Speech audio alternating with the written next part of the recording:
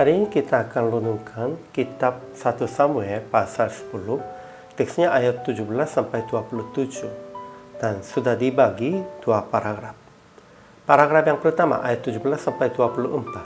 Samuel mengangkat Saul sebagai raja Israel di Mizpah, tetapi berkata, "Sekarang kamu menolak Allahmu yang menyelamatkan kamu dari segala malapetaka dan kesusahanmu." Paragraf yang kedua ayat 25 sampai 27. Samuel menguraikan dan menuliskan akan hak dan kewajiban raja. Beberapa yang hatinya digerakkan oleh Allah mengikut Saul, namun beberapanya menghina Saul. Kesimpulannya, Samuel mengerahkan bangsa ke Mizpah dan berkata bahwa memohon seorang raja itu berarti menolak Allahmu yang menyelamatkan kamu dari segala malapetaka dan kesusahanmu. Kemudian Samuel mengangkat Saul sebagai raja Israel di Mizpah. Kemudian Samuel menguraikan dan menuliskan tentang hak dan kewajiban raja. Beberapa yang hatinya digerakkan oleh Allah mengikut Saul. Namun beberapa orang durhaka menghina Saul dengan berkata, "Masakan orang ini dapat menyelamatkan kita?" Ajaran tentang Allahnya. Pertama, Tuhan berfirman bahwa Aku telah menuntun orang Israel keluar dari Mesir dan telah melepaskan kamu dari tangan orang Mesir dan dari tangan segala kerajaan yang menindas kamu. Tetapi bangsa Israel menolaknya dengan berkata, "Angkatlah seorang raja atas kami."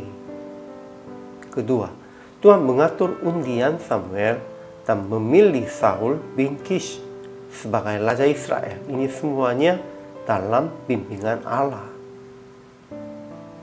Ajaran tentang manusianya. Pertama, Samuel mengeraskan bangsa Israel ke Mizpah dan menegur mereka yang memohon raja dengan firman Tuhan. Kemudian ia mengangkat Saul bin Kish sebagai raja Israel di Mizpah.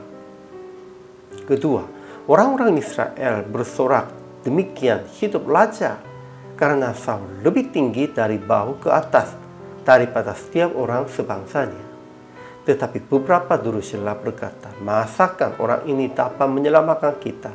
Sebab ketika Saul terpilih, ia tidak berani dan bersembunyi di antara barang-barangnya.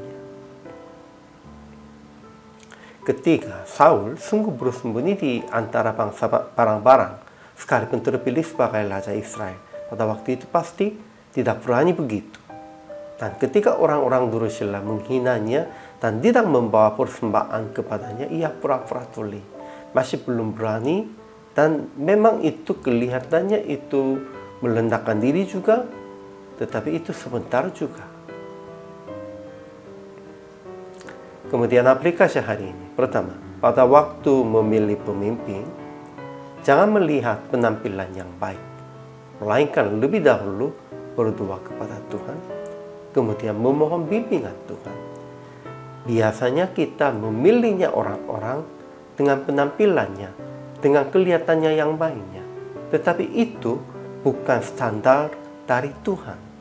Kita harus berdoa kepada Tuhan dan harus pilih dalam bimbingan Tuhan. Kedua, jangan percaya kelebihan pribadi secara jasmani, secara hikmat, dan lain-lain.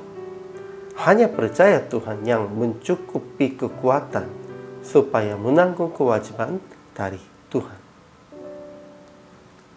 Akhirnya praktik hari ini, jadilah kebanggaan bagi Tuhan dan sesama, di dalam iman, di dalam ketaatan, di dalam pengabdian. Janganlah bermegah apapun secara penampilan, secara jasmani, secara duniawi apapun, dan melihat orang lain juga hanya berdasarkan imannya dan kesetiaannya. Janganlah melihat dengan standar duniawi. Inilah kehidupan orang percaya, lebih pentingnya bagi hamba Tuhan juga. Hari ini juga selama melayani, Tuhan Yesus memberkati.